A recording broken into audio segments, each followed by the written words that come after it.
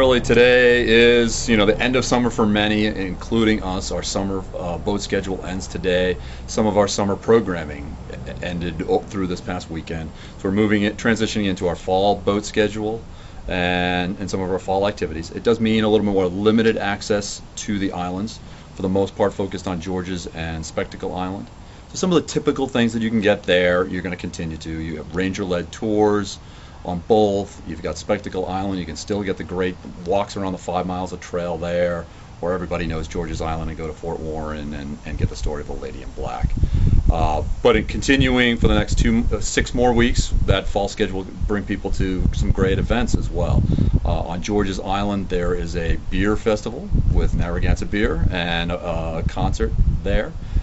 There's also a tour with the Friends of Boston Harbor Islands as well on the 20th of September. We'll take, again, to an obscure location, to Calf Island, which is great. Following that is a regatta coordinated by the Boston Harbor Island Alliance, our nonprofit partner. It'll start at Spectacle Island, start and end at Spectacle Island, and go through the entire harbor, going around all the islands, so you get some of the best views. And to be out on the water and seeing some of those boats going around is amazing.